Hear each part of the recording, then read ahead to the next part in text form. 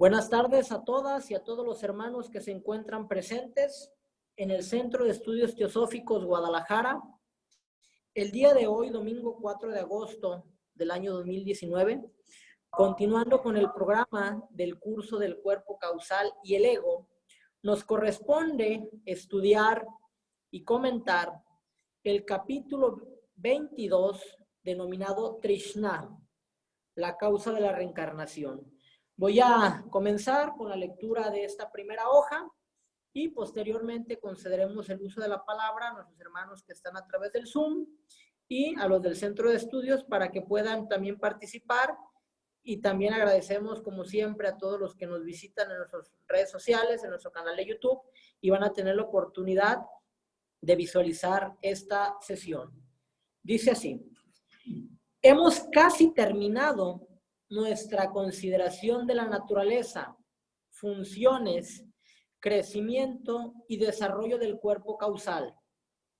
Habiendo de esta manera estudiado lo que podríamos llamar el lado formal, es necesario ahora tratar de comprender mejor el ego o el alma, el yo superior mismo, como ser consciente y activo.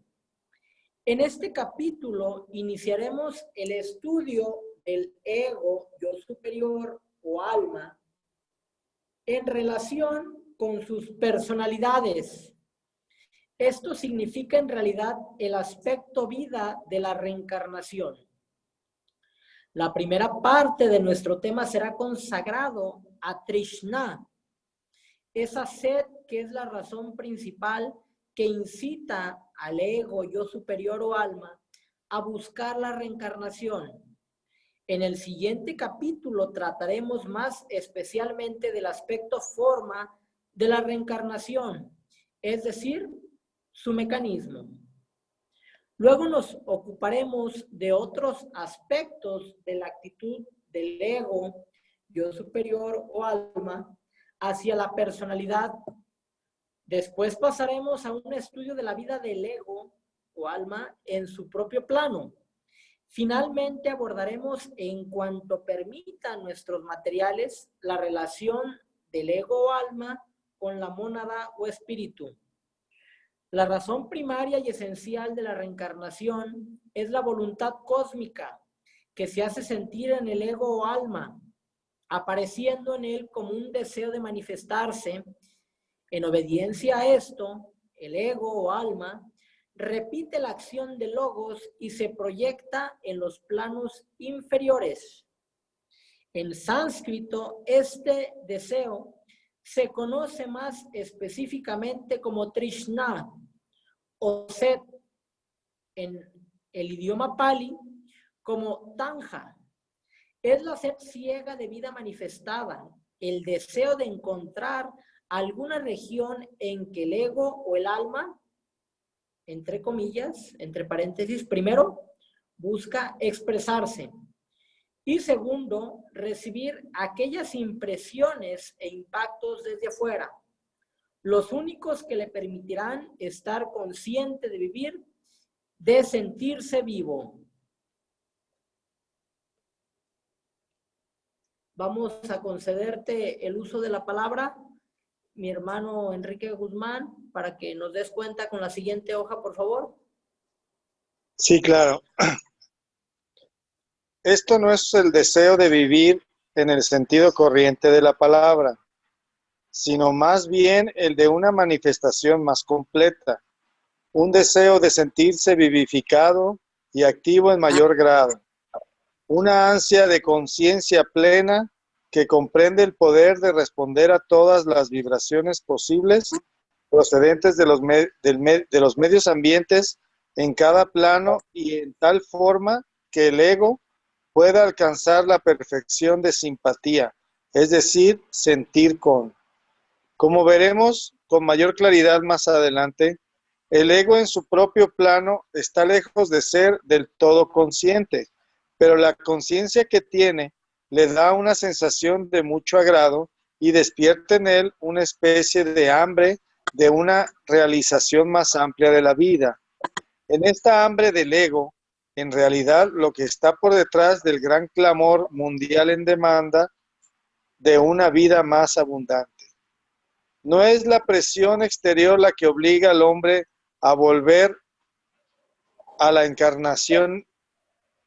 Encarna porque quiere, encarna porque quiere venir al mundo. Si el ego no quisiera retornar, no lo haría. Pero en tanto persista deseo de alguna cosa que el mundo puede proporcionarle, deseará regresar, de modo que no está forzado contra su propia voluntad a volver a este mundo de penas, sino que es su propia e intensa hambre la que atrae de vuelta. Podríamos tomar una analogía del cuerpo físico cuando se ha ingerido alimento y este ha sido completamente absorbido. El cuerpo pide más, tiene hambre. Nadie lo obliga al hombre a comer. Consigue alimento y lo consume porque lo necesita. De igual modo, mientras el hombre sea imperfecto, mientras no haya asimilado todo lo que en este mundo le puede ofrecer y lo haya utilizado completamente, de tal manera que no ansíe más nada de este mundo, volverá a encarnar. Se puede concebir a Trishna como uno de los muchos modos en que se manifiesta la ley universal de periodicidad. En la filosofía esotérica se reconoce esta ley como abarcando la emanación y absorción del universo, el día y la noche de Brahma, la expiración y la inspiración del gran aliento. Gracias, mi hermano. Hago una pausa. Entonces, ya el autor nos está diciendo que este Trishna, esta sed de reencarnación, de renacimiento, obedece a la ley universal de manifestación o a la ley del ciclo. Esta ley de manifestación o de reencarnación o de expresión o de exhalación, esta ley no es exclusiva del género humano, pertenece precisamente a todos los seres en todas las gradaciones, desde el átomo, en la esencia elemental, hasta los multiuniversos. Entonces, esta ley de reencarnación, esta sed, no debe de verse como algo indebido. Ya lo estamos viendo aquí. Este es precisamente este periodo de emanación y reabsorción, inhalación y exhalación, inmanifestación y manifestación, día y noche, inspiración y expiración. Entonces, a eso se refiere de que el ser humano, al ser parte de este ser, el Parabrahman, el absoluto, el cósmico, el ser universal, el gran arquitecto del universo, cualquier denominación que se le dé, este ser se manifiesta a través de sinnúmero de elementos, sistemas, galaxias, universos, seres. Entonces, el ser humano, a ser parte de este ser, él está replicando esa cualidad de manifestarse. Como dijera aquí, el hombre pudiera decir, no me manifiesto, no me reencarno, porque puede también ser un derecho, una capacidad, pero sin embargo, cumpliendo con esa imagen y semejanza del Creador, él decide con ese afán de perfeccionarse, con ese afán de alcanzar más experiencias, con la finalidad de expandir su conciencia, con la finalidad de, como decía aquí, buscar lo bueno, lo bello y lo verdadero, la abundancia. No me refiero al ámbito material, sino la abundancia espiritual, esa plenitud que yace latente en cada ser. Entonces, es esa naturaleza lo que hace al hombre reencarnar, manifestarse. Hasta aquí, mis hermanos, ¿tienen alguna pregunta, alguna aportación? ¿Podemos continuar? Pueden levantar la mano, pueden utilizar el chat. Con mucho gusto. Todo bien. Muy bien. Bueno, pues se dice que de ahí que los hindúes hayan representado al dios del deseo como el impulso hacia la manifestación. Nosotros ya hemos estudiado que el plano astral, el plano kamásico, el plano del deseo, es ese plano que incita al ser humano a tener experiencias de sensaciones, de placer, de deseo, de manifestar, de sentir, de vivir. Entonces, para comprender de forma más profunda lo que el misterio, la mística del deseo, nos vamos a remitir a la doctrina secreta en su tomo 2, página 206, donde Madame Blavatsky nos dice la esencia de lo que es kama, deseo. Y se abre la cita en negritas, comillas y cursiva. Kama es en el Rig Veda la personificación del sentimiento que conduce e impulsa a crear. Fue el primer movimiento que impulsó al uno a crear. Después de su manifestación desde el principio abstracto puro. Primeramente surgió en él el deseo, que fue el germen primordial de la mente, y que los sabios, al investigar con su inteligencia, han descubierto ser el lazo que relaciona a la entidad con la no entidad. Fíjense nada más la profundidad de lo que es kama o deseo. Hemos nosotros asociado por varios textos que el cuerpo astral, que el deseo, que la emoción es mala, que es la causa del sufrimiento, que es la causa de nuestra tragedia, desgracia, pero el problema no es kama. El problema es qué tipo de kama, qué tipo de deseo. Yo puedo desear el bien para todos los seres. Yo puedo desear luz, amor, sabiduría, abundancia para todos los seres. Entonces, Blavatsky nos está aquí quitando este velo, desenmascarando esa falsa concepción que se ha hecho de kama, de deseo, como algo nocivo. Incluso el budismo hace alusión que la causa del sufrimiento es el apego y el deseo. Pero ese apego y deseo ciego, ese apego y deseo desencadenado, ese apego y deseo ambicioso, desenfrenado, pero el deseo per se, por sí mismo, es la manifestación del absoluto de querer expresarse. Entonces, aquí Blavatsky con esta cita de la doctrina secreta, pues puntualmente nos da otra concepción de lo que es kama o deseo desde un punto de vista superior.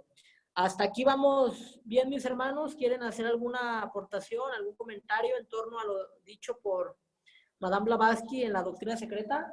Mi hermano Gavino solicita la palabra en el centro de estudios. ¿Se le concede la palabra? Gracias. Sí, efectivamente, cuando tú has hecho una descripción tan puntual sobre este aspecto tan claro que Madame Blavatsky señala en el concepto de lo que es kama y de lo que es deseo, tú mencionas algo que debe de quedar muy grabado en nuestra mente, sobre todo los que tenemos interés de conocer, de dar, de ser, de amar, de querer siempre lo mejor para sí y para los demás. Debemos de tomar en consideración algo que nos debe de mover siempre, el que nosotros impulsemos nuestros deseos claros, llanos, sobre todo alejados de toda envidia y ambición.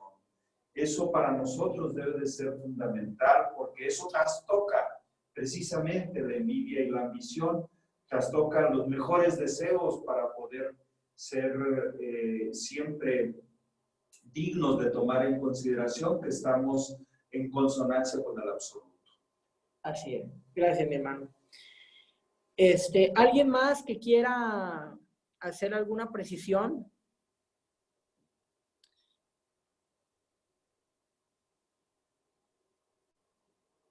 Ok, entiendo que el deseo no es en sí malo, sino la intención, dice nuestro hermano José Chávez. Dice, el deseo es, en sí no es malo, sino la intención de este. Así es una intención, es el deseo es esa intención. Ustedes podrán decir, bueno, pues entonces el deseo es voluntad. ahí sería una muy buena pregunta. Si nosotros decimos que la manifestación de la divinidad es a través de la Trinidad, que es poder, amor e inteligencia activa, y decimos que el ser humano pues es reflejo de eso a través de los vehículos, atma es voluntad, amor, sabiduría es el segundo aspecto en el cuerpo búdico, y el cuerpo causal o mente superior es la actividad o inteligencia activa. Y esos tres principios del alma se expresan también en la personalidad a través del cuerpo mental, el cuerpo emocional y el cuerpo físico. Se dice que el cuerpo físico es el reflejo de la voluntad, la mente inferior es el reflejo de la mente superior, y el cuerpo astral es el reflejo de Buddhi. Entonces podemos decir que el kama, este deseo, es el segundo aspecto de la divinidad. Este aspecto amor-sabiduría, es este aspecto intuición, que en el nivel de la personalidad se expresa como deseo. Primeramente existe la voluntad, el poder de manifestarse, y después ese deseo de manifestarse, porque yo puedo tener la intención de manifestarme, pero si no tengo ya el deseo, si no hago descender ese poder al nivel de la emoción, puede quedarse ahí solamente en un acto de voluntad y deseo, pero no se consuma. Es hasta cuando ya el Parabrahman piensa, tiene el poder para manifestarse, desea manifestarse, y es cuando decide lanzar el Om, decide lanzar la exhalación, y es cuando ahí se manifiestan los multiuniversos. Cuando lanza la palabra sagrada, es cuando ahí el tercer aspecto de la inteligencia activa, de la actividad, se pone en movimiento, y es cuando este tercer aspecto que le llamamos la madre, que es Brahma, que es Isis, manifiesta. Entonces, nuestra hermana dice, María Guadalupe, entiendo también que el cuerpo astral le gusta como las sensaciones fuertes, tanto eufóricas como tristes. Si nosotros dejamos descarrilar el caballo, también considero que puede generar sufrimiento. Así es. Entonces, estos cuerpos, nosotros podemos purificarlos y entrenarlos para que sientan deseos superiores, para que ellos expresen deseos de índole superior, no inferior. Así es, mi hermana María Guadalupe. Bueno, ¿alguien más que quiera hacer alguna otra aportación? Bueno, vamos a continuar. Entonces, vamos a concederte la palabra, mi hermana Sonia, por favor, para que nos des cuenta con esta hoja, a partir de donde dice cuando la inteligencia espiritual, en adelante. Muy bien, hermano. A ver. Cuando la inteligencia espiritual entra en contacto con esta sed de sensación, su primer acto es de intensificarla. Como dice la estancia, de su propia esencia llenaron, es decir, intensificaron el karma. Idem 202. ¿El kama? ¿Mande? El kama. Era el kama, ¿no? ¿no? Perdón, el kama, gracias. Así kama, para el individuo como para el cosmos, llega a ser la primera causa de la reencarnación. Y a medida que el deseo se diferencia en deseos, estos encadenan al pensador a la tierra y le traen de vuelta repetidas veces al nacimiento. Las escrituras hindúes y budistas están, naturalmente, repletas de esta afirmación de una verdad. Existirá Krishna en tanto no se alcance la realización de Brahman. Cuando el hombre haya asimilado todo lo adquirido, incorporándolo en sí mismo, entonces Krishna surgirá y lo hará salir para que vaya a adquirir nuevas experiencias. Al principio es sed de experiencias externas y en este sentido que se emplea Trishna generalmente. Sin embargo, hay una sed aún más aguda expresada bien en la frase: sedienta está mi alma de Dios, del Dios vivo. Esta es la sed que siente la parte de encontrar la totalidad a que pertenece. Si pensamos en la parte que procede del total, pero sin perder jamás el vínculo con este, entonces veremos que existirá siempre una fuerza de retracción tratando de hacer retornar a dicha parte. El espíritu, que es divino, no puede encontrar satisfacción permanente fuera de la divinidad. Y es este descontento, este deseo de buscar, lo que constituye la raíz de Trishna, que saca al hombre de Devachan, o, en realidad, de una condición cualquiera hasta alcanzar el término de la búsqueda. Gracias, mi hermana. Gracias. Bueno, muy amable. Aquí nos dice el autor, la doctrina secreta, como hemos precisado, es la obra magna de Madame Blavatsky, pero ella extrajo esta información de la doctrina secreta de unos textos que están en el Himalaya, y esos textos se denominan las estancias del Sian. Ella de ahí extrajo la doctrina secreta, y aquí nos está hablando esa cita de esa estancia del Sian, del Dityan. Hay concepciones diferentes en cuanto a la pronunciación de la palabra, pero es Sian, Dian, Dityan. Y aquí nos dice precisamente esa cita, es que de su propia esencia llenaron, es decir, intensificaron el kama. O sea, aquí nos está hablando precisamente que de su propia esencia llenaron el kama, o sea, intensificaron el deseo. ¿Quién? Pues todos los seres, desde el Parabrahman, el absoluto, el logo solar, los logos planetarios, el ser humano. Entonces, esta condición de que de nuestra propia esencia llenamos o intensificamos este kama. Bueno, dice que va a existir Krishna hasta en tanto no se alcance la realización del Brahman. ¿Qué es el Brahman? Es el hombre perfecto. Este Brahman es este ser realizado. Hasta en tanto va a seguir persistiendo. Y se dice que Krishna tiene dos características. La generalmente que llama el budismo el samsara, cuando estamos atados a esta rueda de reencarnaciones. Pero una vez que ya nosotros hemos dominado este deseo ciego, pasional, por las sensaciones de los tres mundos inferiores, físico, emocional y mental, ya este individuo como espíritu, como alma, va a sentir otra sed, una sed superior, nos dice aquí. Y esta sed más aguda se expresa en la frase: sediente está mi alma de Dios, del Dios vivo. Entonces esta sed damos por hecho que es una sed eterna.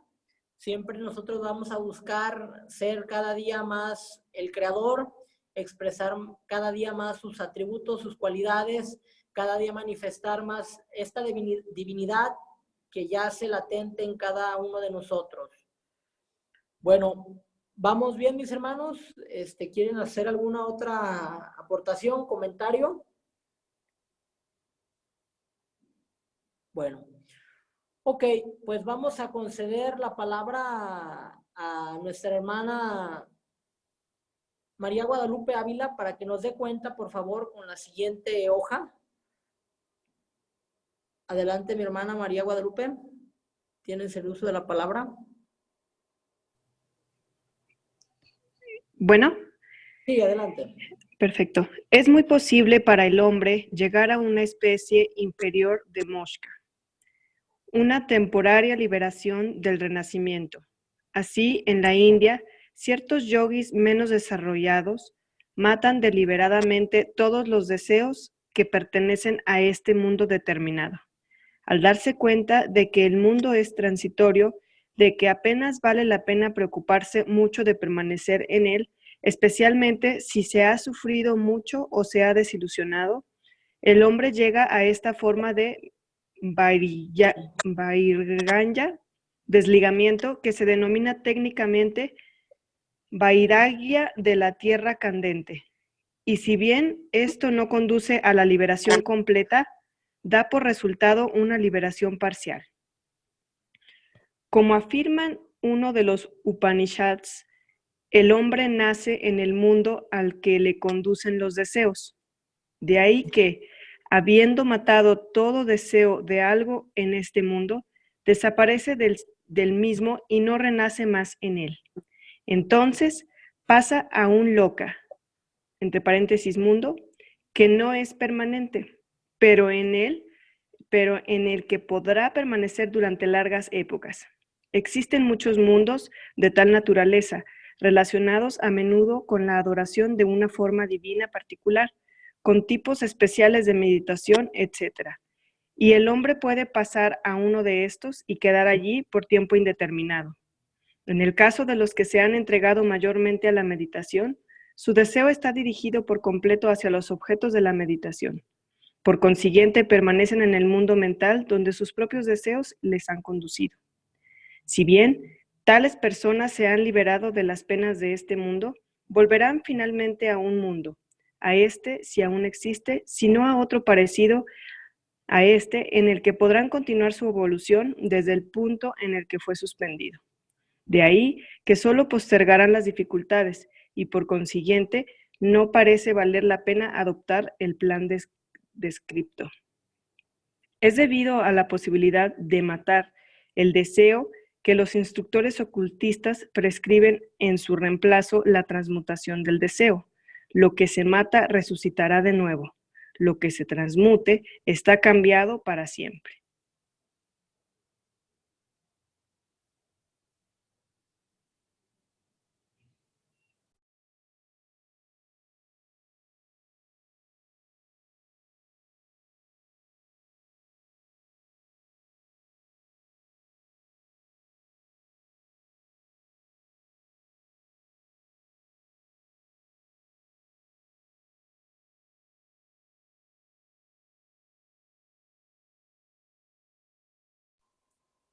Gracias, mi hermana.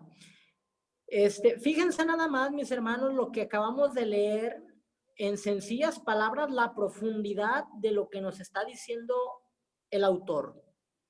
Nos está diciendo que en muchas escuelas de yoga, de desarrollo espiritual, escuelas de corte iniciático, esoteristas, ocultistas, se hace el énfasis de matar el deseo, de eliminarlo.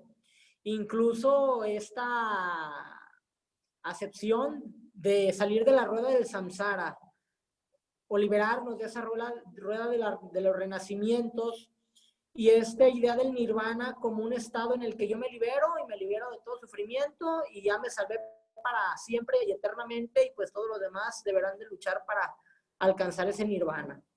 Entonces, esas ideas han generado desde este punto de vista pues sufrimiento más que liberación. ¿Por qué? Porque esta ley de la periodicidad, esta ley de la manifestación es una ley universal. Tú podrás liberarte de estos tres mundos inferiores, que es el plano de la personalidad, integrado por el plano físico, emocional y el mental.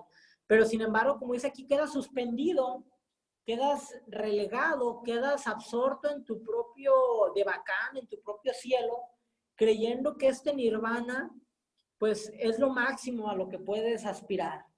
Liberándome del deseo, ya me libero, como dicen muchas escrituras budistas, alcanzo este nirvana, este estado de beatitud, de bienaventuranza, de paz, y ahí me voy a quedar eternamente. Sin embargo, aquí nos está diciendo el autor que no, que esto lejos de ayudar a nuestra evolución nos estancaría. ¿Por qué? Porque si no es en este mundo, en otro, este individuo que se quedó absorto en su paz, en su nirvana, en su armonía, en su cielo, pues tiene que reencarnar en otro globo para comprender que la evolución es eterna, que la evolución no termina con liberarse del deseo, ni de matar el deseo, ni de librarse de los tres planos inferiores que es el físico, el emocional y el mental. Aquí nos dice precisamente algo muy interesante, que más allá de matar el deseo, los verdaderos instructores ocultistas prescriben la transmutación del deseo. Una alquimia, una transformación, una transmutación, una transubstanciación de que ese deseo se puede transformar en intuición. Dice que lo que se mata resucitará de nuevo, lo que se transmuta está cambiado para siempre. En otras palabras, la energía, la materia, la conciencia, el deseo no se crea ni se destruye, solo se transforma. Entonces, si lo matamos, si creemos que lo matamos, va a resucitar. Igual los vicios. Los vicios, si nosotros queremos eliminarlo de raíz, ¿cómo podemos pensar? Suprimiendo. Yo tengo el vicio de la bebida y yo me hago abstemio completamente y creo que estoy matando. Pero lejos de matar, estoy vitalizando el vicio. ¿Por qué? Porque el vicio se transmuta en virtud. ¿Y cómo se transmuta? A través de la dosis. Nada con exceso, todo con medida. Cuando tú comprendes que el equilibrio es la moderación y que esa moderación es lo que no te va a permitir irte a los dos extremos, ni a lo blanco ni a lo negro, sino a la impersonalidad de lo neutro, cuando te das cuenta que no es reprimiendo, negando, matando esos vicios, es cuando entonces te das cuenta que ya transmutas. Cuando tú aceptas que esa es una necesidad, que es una energía que hay que liberar, que hay que transformar, que hay que transmutar, entonces este deseo lo estás transformando. Esa es la verdadera alquimia del ser humano que hablaban estos hermetistas, de transmutar el plomo en oro. ¿Qué es el plomo? Pues este bajo deseo. ¿Qué es el oro? Pues este deseo exaltado, sublime. Nos dice José Chávez, entonces no hay lecciones aprendidas, se debe transmutar ese sentimiento o experiencia. No es que no haya lecciones aprendidas, mi hermano, lo que pasa es que la vida es tan buena maestra que hasta que no aprende la lección te lo repite. Entonces, cuando tú ya eres consciente de esta sombra, de este vicio, de este pesar, de este bajo deseo, de esta energía que está en contra de la corriente divina, cuando tú a través del dolor, de la limitación, del sufrimiento, de la desesperación, la tristeza, todos esos bajos sentimientos, te das cuenta que a fin de cuentas, que tienes que sacar fuerza, recursos del alma, es cuando tú ves cara a cara esta sombra, cuando ves cara a cara esta lección, y es cuando tú ya en un acto de responsabilidad asumes transmutarla, transformarla, cambiarla y no negarla.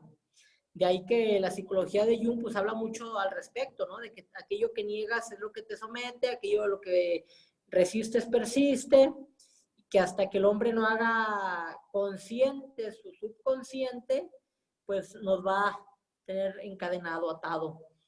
Entonces, aquí nos están dando muy buenas herramientas, mis hermanos. Para antes, donde está, Teresita menciona algo muy interesante en los comentarios. Si tú ves, dice, si pues una cosa es limitarse y sacarse el deseo y otra muy distinta trascenderlo. Para que va de la mano de evolucionar de manera consciente, entonces no se trata de liberarse, así es, o sea, ¿por qué? Porque liberarnos es pensar que me sustraigo del plan evolutivo. Es como pensar que yo estoy dentro de un círculo y me salgo del círculo. Entonces, eso es inconcebible a la luz de la evolución, porque nosotros somos aquellos seres que vivimos, nos movemos y tenemos nuestro ser en el absoluto. O sea, no nos podemos liberar del absoluto ni de sus leyes. Entonces, esa idea de la liberación, como nos han vendido, es de que dejo de sufrir y yo separado de Dios o junto con Dios, ya me liberé y eternamente voy a gozar o eternamente voy a estar en paz. No, o sea, esos conceptos de que me libero, ok, ¿te liberas de qué? ¿O de quién? ¿O en qué aspecto te has liberado? O sea, más que liberar es trascender. es transmutar, es evolucionar. Por eso nos hace aquí el autor énfasis, hincapié, de no pensar en la negación, en la eliminación, en la liberación, sino más bien en la transformación. Igual el karma no se crea ni se destruye, solo se transforma. También es otra mala idea que se ha hecho correr en la información de las redes, de los libros, que voy a liberarme de mi karma. Pues nunca nos vamos a liberar de nuestro karma, porque es la ley de la conservación de la energía. El karma es energía que hemos generado y es una ley inmutable y eterna. O sea, no podemos eliminar lo que podemos hacer es transmutar, transformar, ese es nuestro deber. Pero eliminar el karma, decir, es que voy a eliminar mi karma o voy a agotar mi karma, o sea, esa palabra también se estila mucho en los textos ocultistas, que no puedes alcanzar la iluminación, ciertas iniciaciones, hasta que no agotes tu karma. O sea, más que agotar, repito, es transmutar ese karma negativo, nocivo que hemos acumulado por existencias. Adelante, mi hermano Gabino. Pero indiscutiblemente que cuando hablamos de karma, nosotros podemos advertir que, así como bien lo decías, el karma, si lo tomamos literalmente del sánscrito, es acción. Por lo tanto, todas esas acciones que nosotros podemos realizar con esa energía karmática es precisamente para ir revolucionando, para ir trascendiendo y para ir transmutando. Precisamente eso es lo que nosotros debemos de tomar en consideración, que cuando hablamos del karma, podemos decir que hay karma malo, que hay karma bueno, pero todo depende de las acciones que nosotros emprendamos. Si tenemos acciones que están distorsionadas, pues por supuesto que se pueden considerar como dañinas, como las acciones que nos corrompen. Entonces yo interpreto que el karma siempre como acción debe de bien emplearse en su justa dimensión para poder ascender. Así es, este tema del karma ya lo hemos visto a profundidad en el curso básico de Teosofía. Que no se confunda karma con karma. Karma es deseo, karma es acción, acción, reacción.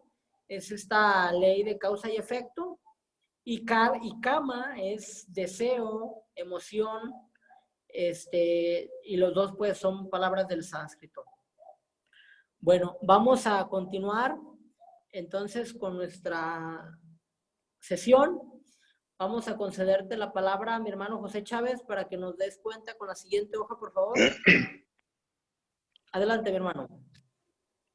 Si una persona en estado muy imperfecto de evolución, que mata el deseo, destruye al mismo tiempo toda posibilidad de evolución superior, puesto que no tiene nada para transmutar.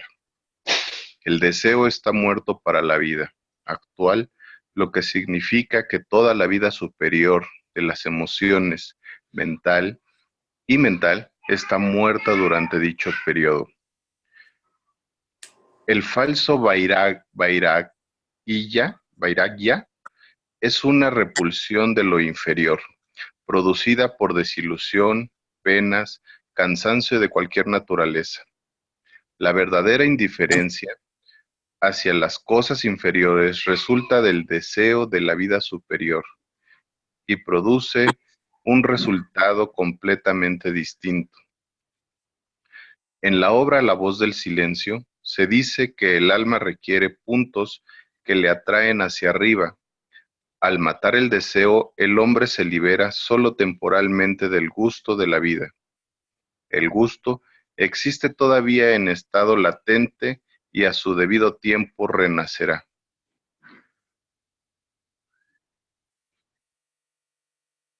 Si un individuo que ha matado el deseo en la forma señalada es una persona muy corriente, sin cualidades especiales de intelecto o morales, quedará, como ya se explicó, apartado de este mundo en condición tal que se encuentra feliz, pero en la que no es de ninguna utilidad especial, ni para sí mismo ni para ningún otro ser. Si por el contrario es un hombre que ha progresado considerablemente en el sendero, puede haber alcanzado una etapa de meditación en la que sus poderes mentales son de gran valor. Puede, aunque sea inconscientemente, influenciar al mundo y así ayudar en esta gran corriente de energía mental y espiritual de que le sirven los maestros para su obra en el mundo. Este es el repositorio llenado con energía espiritual por los nirmanyankas. Véase el cuerpo mental, página 185. Un individuo de esta naturaleza, pleno de espíritu de servicio, pasará a un mundo en el que podrá trabajar en este sentido especial. Será un mundo más o menos al nivel de su cuerpo causal. Gracias, mi hermano.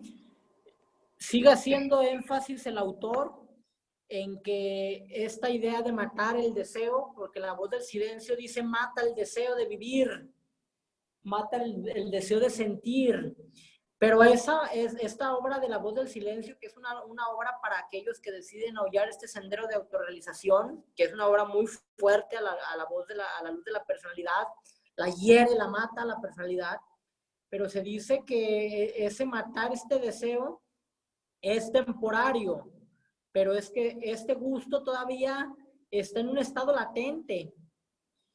Se nos dice también que aquella persona que mata el deseo sin haber desarrollado ciertas cualidades de carácter superior, pues se encontrará en una vida feliz pero inútil. ¿Por qué feliz? Porque pues está absorto, libre del deseo, está en el plano mental, en el de Bacán, que es el cielo, pero sin ninguna utilidad para todos los demás seres. Y por último nos dice que si por el contrario este hombre ha progresado considerablemente, ha trabajado a través del estudio y la meditación al servicio y ha transmutado este deseo, en el futuro, en un tiempo remoto, él puede ser parte de esta jerarquía de seres denominados los nirmanakayas. Estos nirmanakayas son los seres contempladores divinos. Ellos están en un estado de meditación profunda y estos seres están radiando de luz, amor y poder a la humanidad. Ellos están recibiendo estas ideas cósmicas y las están derramando sobre la humanidad. Entonces, estos nirmanakayas son estos contempladores divinos que están al servicio del logos planetario, están inmediatamente a la jerarquía inferior, pero ellos ya se han liberado de las ataduras de la vida y la muerte. Ellos ya se han liberado de las ataduras de la personalidad y ellos en este estado nirvánico están como contempladores divinos. Y bueno, de esta figura de los nirmanakayas se habla en la obra El cuerpo mental, en la página 185. Hasta aquí, mis hermanos, ¿hay alguna aportación, duda, comentario? Ok. El Faso Vairagya, ok. Vamos a buscar en el glosario teosófico la palabra, dice el falso Vairagya, dice, es una repulsión de lo inferior producida por desilusión, penas, cansancio de cualquier naturaleza, la verdadera indiferencia hacia las cosas inferiores. Vamos a ver entonces lo que es Vairagya.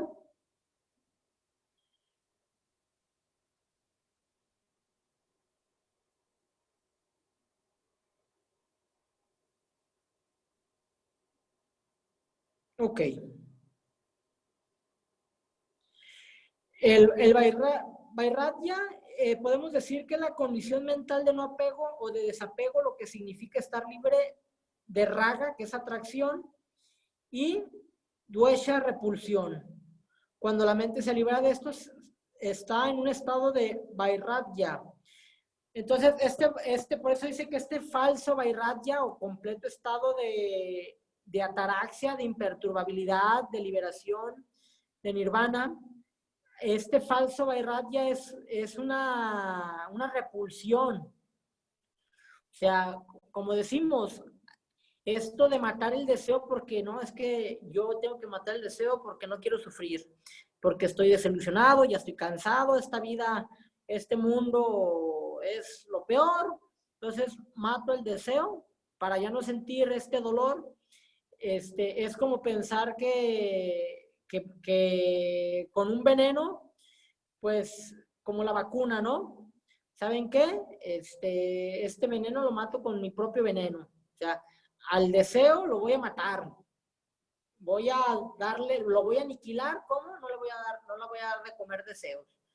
Es como pensar que el cuerpo físico, precisamente lo que muchas personas de forma indebida hacen para bajar de peso, el ayuno, mortificar el cuerpo, no comer. Entonces creen que con no comer el cuerpo se va a hacer esbelto, delgado, y pues no. ¿Por qué? ¿Por qué? Porque precisamente al revés, estás matando el hambre, estás intentando suprimir el hambre, pero sin embargo el cuerpo va a extraer recursos de donde sea necesario. Lo mismo le ocurrió a Buda cuando fue a Zeta, y a todos los grandes seres cuando han completamente abandonado el mundo. Los monjes, todos los monasterios, los conventos, ellos ya descubrieron que con recluirse, con encerrarse, con apartarse del mundo de la sociedad, pero el mundo mental y emocional, ahí están encerrados en sus propios infiernos. Como le dijeron a Osho: oye, maestro, y si nos vamos al cerro a meditar, dice, pues ¿para qué? De nada te va a servir si te vas a llevar tu mente y tus emociones. Entonces, estos conventos, estos monasterios, estos claustros, al pensar que me separo, me retraigo, me excluyo de la sociedad, no voy a tener esas tentaciones, no voy a tener esos deseos, pues no. ¿Por qué? Porque esos deseos, esos pensamientos, esos vicios están dentro de ti, no están fuera de ti. Tú buscas en la sociedad el lugar más propicio para expresarlos. Llámese la cantina, llámese el burdel, llámese el restaurante, llámese el centro de espectáculos, llámese cualquier lugar donde podamos nosotros expresar estos vicios. Es el medio externo, pero el vicio pues lo traemos nosotros enraizado. Este deseo, esta baja emoción, esta pasión la traemos en nuestro interior, forma parte de nuestro cuerpo emocional. Y pensar con que incluso hay una cita de la Biblia, ¿no? Que si tus ojos ven iniquidad, sácatelo. Es preferible que pierdas el ojo y no que pierdas el alma, ¿no? Y si tu mano te incita a hacer el pecado, córtala. Es preferible que pierdas la mano y no pierdas el alma, ¿no? Y así, en esta cita bíblica, te hace el énfasis tajantemente que mutiles el cuerpo. Pues sí, pero el problema es que el cuerpo no es el generador del deseo, es el cuerpo astral. Pobre cuerpo físico, él no la hace, pero la tiene que pagar. Y así es en la vida. Quien la hace, quienes son los atormentadores del cuerpo físico es Kama Manas. La mente inferior y el cuerpo astral son los que atormentan, torturan, sacrifican y generan la enfermedad del cuerpo físico. El cuerpo físico por sí mismo es autómata.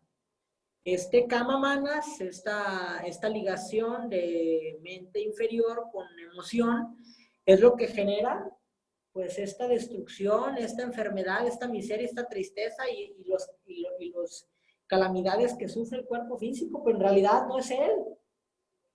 Es Kama Manas mal encausado, indisciplinado, no entrenado, lo que nos hace sufrir. Adelante, mi hermano Gabino. Sí, con relación al término que tú utilizaste, que me parece muy adecuado, relacionar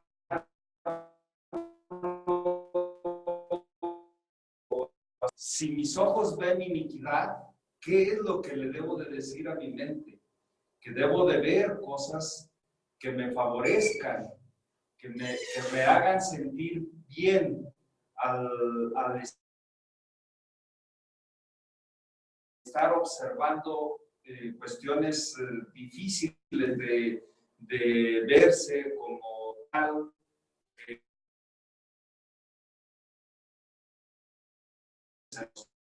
En cotidianidad, pues entonces sustituir esas cuestiones, alejándonos de esas formas de estar viendo esa iniquidad y tratar de ver de la mejor manera cómo podemos sorprendentemente ver que si mis ojos ven iniquidad, haz que mis ojos vean pureza, haz que mis ojos vean lo mejor para poder estar bien conmigo mismo, porque como bien lo dices, pues es nuestro cuerpo físico el que está sufriendo al ver este tipo de situaciones. Así es. Dice Teresa, no entendí cuándo se refieren al Vairagya. Ya dijimos, Vairagya es precisamente esta cesación, esta liberación, Tere, de las condiciones del apego y del deseo. Entonces, por eso nos decía aquí que este falso Vairagya de negar, de matar el deseo, de matar, no es lo que conduce a la realización más que liberación.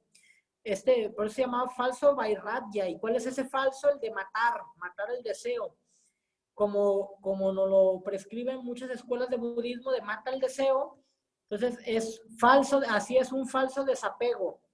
Sí, o sea, más que desapego, decía Buda, ser desapegado no significa que nada debas de poseer, sino que nada te posea.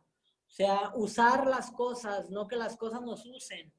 Vivir las experiencias, sino que las experiencias nos hagan vivir. Entonces, utilizar instrumentos y no que el instrumento nos utilice. Manipular la energía y la materia y no que la materia y la energía nos manipulen. Eso es la única diferencia. Ser, como dice Blavatsky, el pensador. Es muy diferente ser el pensador que la mente. El pensador es el ser. Y la mente es el instrumento del pensador. Entonces no hay que identificarnos con el instrumento, sino ser nosotros el contralor, el conductor, el controlador. Aquel que se manifiesta, se expresa a través de múltiples vehículos. Y no identificarnos tampoco con nuestros vehículos, porque a la luz del alma, pues la personalidad es una sombra. O las múltiples personalidades, pero a la luz de la mónada, el espíritu, el alma también es un reflejo, es una sombra. Y a la luz de Logos, nuestro espíritu, pues es su reflejo, es su sombra. Entonces, ¿dónde comienza, dónde termina esto? Pues es eterno. ¿Cuándo empieza, cuándo culmina el deseo? Ya lo vimos, pues eternamente es una condición del absoluto, manifestarse. Entonces, nunca vamos a poder, de acuerdo a este texto, nunca, por eso es muy importante no emplear ni nunca ni siempre. Lo que aquí se puede emplear es decir, creo, pienso, que entonces el deseo es permanente. No sabemos si en efecto pueda llegar a su fin. El tiempo, vale la pena hacer alguna precisión. El tiempo no debe de limitar ni a la conciencia ni el espacio, que es el espacio, el espacio es la materia, vaya, es el campo de expresión. Ese espacio es el campo donde se manifiesta. Entonces, el tiempo es una condición. Incluso se nos ha dicho que el tiempo pertenece solamente a ciertos planos, dimensiones, que no es una condición que pueda afectar a otros planos. Entonces, esta condición de pensar, de me libero para siempre, bueno, pues ahí estamos asociando el tiempo a una aflicción, estamos asociando este deseo atándolo al tiempo. Sin embargo, se habla que ya en los planos superiores, pues todo es impermanente, todo es eterno, es todo constante. Bueno, se dice... Hay otro comentario que está ahí en el chat. Dice, hay otro comentario. Sí, Dice, gracias, falso desapego, trascender, transmutar. Ok, dice... El ejemplo que pone nuestro hermano José Chávez. Dice, el alcohólico no se curará con abstinencia. ¿Qué es lo que necesita para transmutar ese karma? Primeramente, mi hermano, aceptar. No podemos nosotros transmutar aquello que no conocemos. Es conocer, respetar y amar, ese proceso. Primero conocemos que este vicio, esta entidad es un ser que yo he generado por negligencia, por ignorancia, por indolencia, por debilidad, por inconsciencia. Este ser, esta entidad, que desde el punto de vista esotérico, esta esencia elemental, nosotros la hemos creado con nuestros pensamientos, emociones. Reconocerlo como una entidad, como una esencia, como una tendencia, como un hábito, como una perversión, un vicio. Y ya que lo reconozco, no generar juicios respecto de él, de que te odio, eres malo, porque me has hecho esto, por qué me haces sufrir, por qué me haces llorar. Es desde un punto de vista de desapego objetivo, decir, ok, mi hermano, tú necesitas para mí, para evolucionar, porque eres una esencia elemental, tienes que sentir, tienes que pensar, bueno, pues yo también necesito de ti para evolucionar. ¿Y cómo necesito? Pues te voy a ayudar a transmutar. Entonces, si tú ahorita eres mi vicio del alcohol, pues te mando luz, te acepto, te reconozco. Y si tú me atas, pues ni tú vas a evolucionar, ni yo. Entonces, vamos nosotros transmutándonos. Te reconozco que sí, en efecto me has hecho sufrir todo, pero que esta condición no es eterna, que no siempre voy a ser vicioso. Y que este vicio tiene un propósito. ¿Cuál es el propósito? Pues la virtud. Entonces, en este acto te reconozco, mi hermano elemental, y pues en un acto de amor te libero y me libero. Y otra vez, y cada vez que te haga sucumbir este vicio, otra vez, con amor, con tolerancia, con luz, se nos ha dado herramientas, el poder del decreto, la llama violeta, pero no es de la noche a la mañana, mis hermanos, porque estos vicios los traemos de vidas.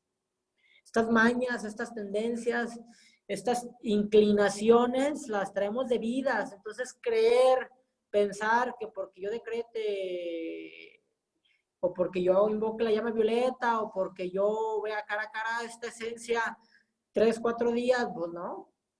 Igual sucede con la enfermedad. ¿Cuánto tiempo descuidaste el cuerpo físico? Y ese es el tiempo proporcional que tienes que invertir para revertir el efecto.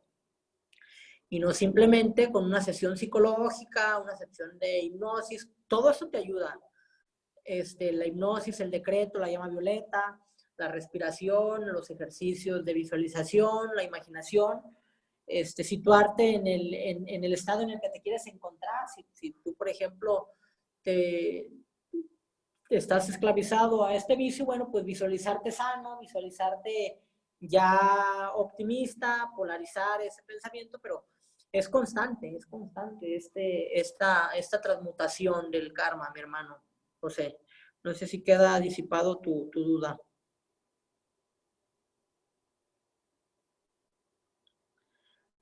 ¿Sí queda comprendido, mis hermanos? Ok, bueno. Ok, pues por último nos dice, allí podrá vivir durante evos. Evos son ciclos de evolución, es como eón, el evo o evos. Allí podría vivir durante evos, literalmente proyectando una corriente de pensamiento concentrado para ayudar a los demás y ayudando así en el abastecimiento de esta reserva de poder espiritual.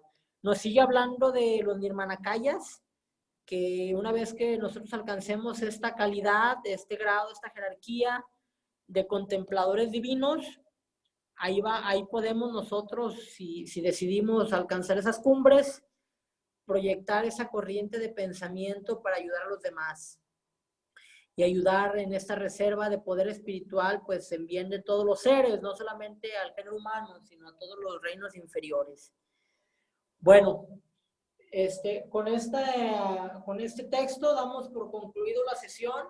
Se abre el apartado de preguntas-respuestas. Gracias, mi hermano Pedro Rodríguez, que nos acompaña en el Centro de Estudios. Hoy estudiamos Trishna, el deseo a la reencarnación. Hablamos de que el deseo se transmuta, no se niega, no se mata, como se nos ha dicho, sino que es una alquimia, es una transformación lo que nos está sugiriendo aquí Powell, que este deseo es manifestación del Parabrahman, de la ley del ciclo, de la ley de la manifestación. O sea, este deseo es una condición sine qua non, es una condición existente. ¿Quieres hacernos algún comentario, mi hermano Pedro, o quieres escuchar a los hermanos del centro de estudios? Ok. Bueno, puede levantar mis hermanos la mano en la aplicación. Les activamos el micrófono para que los escuchemos. Si alguien quiere hacer algún comentario, intervención, duda al respecto, también a través del chat. Se concede la palabra, mis hermanos.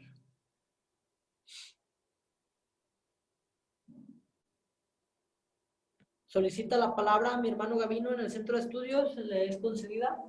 Gracias.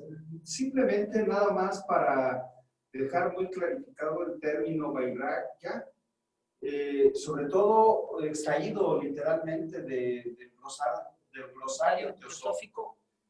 Dice que se ha traducido esta palabra en el sentido de indiferencia, desapego, desprendimiento, indiferencia a los objetos placenteros del mundo, apatía, carencia de deseos, desapasionamiento, renuncia y otros términos por el estilo.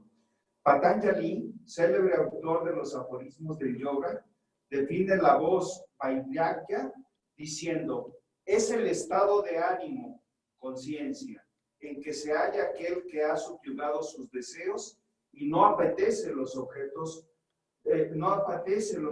de los sentidos ni los revelados por las escrituras. Señalado en el libro 1 de aforismos, y en su comentario sobre este punto dice Manilal Vivedi, se ha creído más convenientemente traducir la palabra vairagya por desapego o desprendimiento, mejor que por desapasionamiento, como se hace ordinariamente, lo que atrae la mente y la hace asumir varias formas como pasiones, emociones, sensaciones, etc. No es más que raga, que es apego, y vairagya, por lo tanto es más bien la ausencia de todo apego que la ausencia de algún simple resultado de dicho apego, como pasión, etc. Vairagya es efecto del verdadero discernimiento y en sentir de yasa es el estado final del conocimiento perfecto. Esto es aquel estado en que la mente, llegando a conocer la verdadera naturaleza de las cosas, ya no será engañada más en el falso placer por las manifestaciones del avidya, que es la ignorancia. Ok, gracias mi hermano Gavino por esta ilustración del glosario teosófico. Mi hermano José Chávez solicita el uso de la palabra, le es concedida, mi hermano, le activamos el micrófono. Adelante, mi hermano.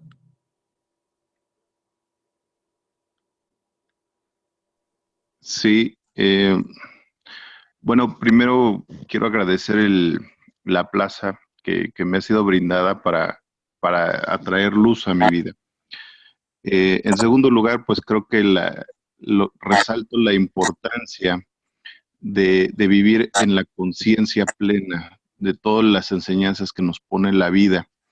Y tal vez son enseñanzas muy sutiles que de llevarlas en lo inconsciente pues nos llevan al sufrimiento, como se dijo en el transcurso del desarrollo del tema.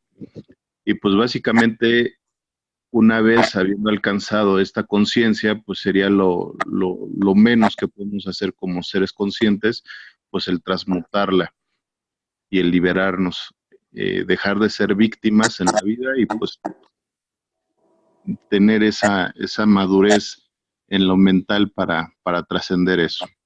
Es cuanto. Gracias, mi hermano, muy amable. Mi hermana Sonia nos dice: gracias, me quedo con la palabra transmutar, aplica en todo lo que me imagino. Gracias por estar entre ustedes. Gracias, mi hermana. ¿Alguien más que desea hacer el uso de la palabra, mis hermanos?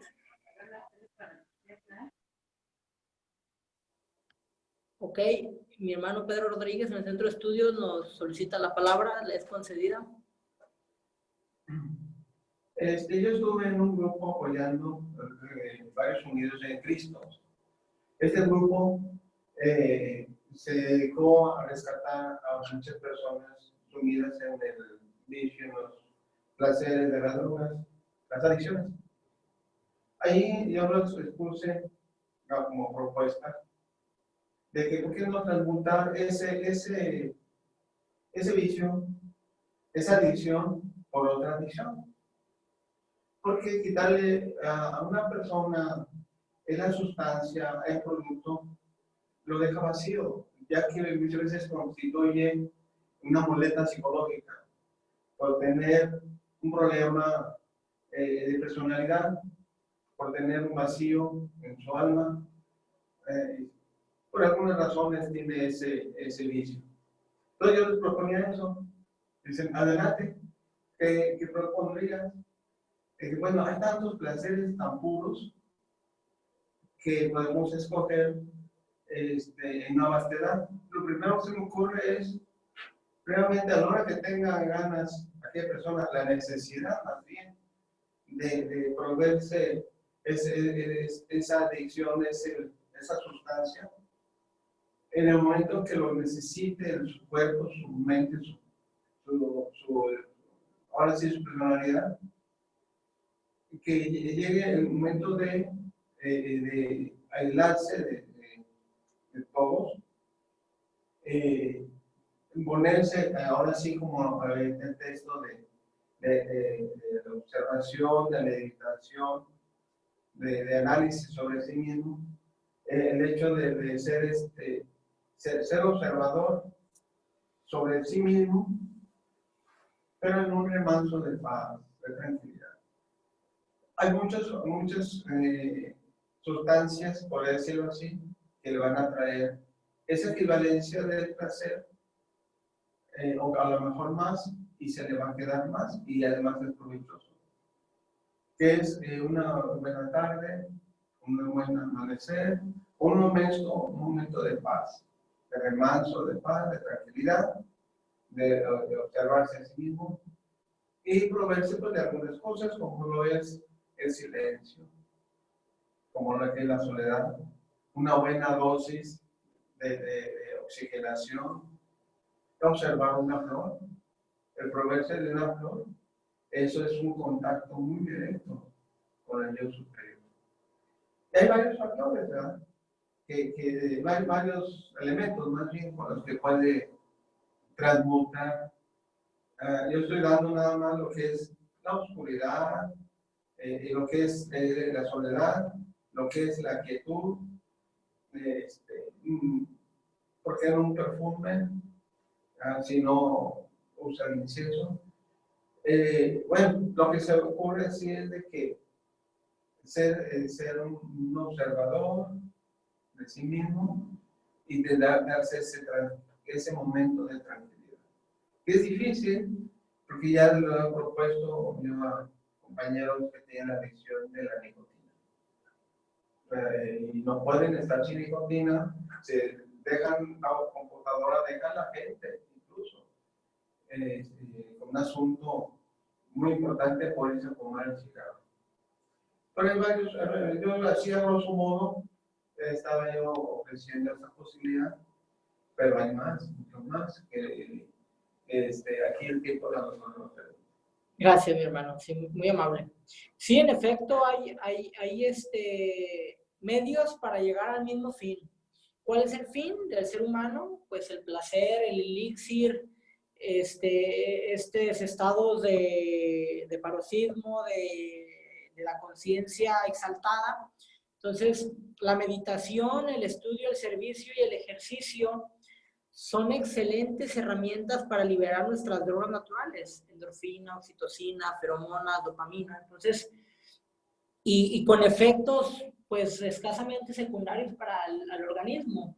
Entonces, pero tenemos que darnos la oportunidad de experimentar esa liberación, y una vez que lo incorporamos como una disciplina espiritual, el estudio, la meditación, el servicio y el ejercicio, es una necesidad diaria, de lunes a domingo.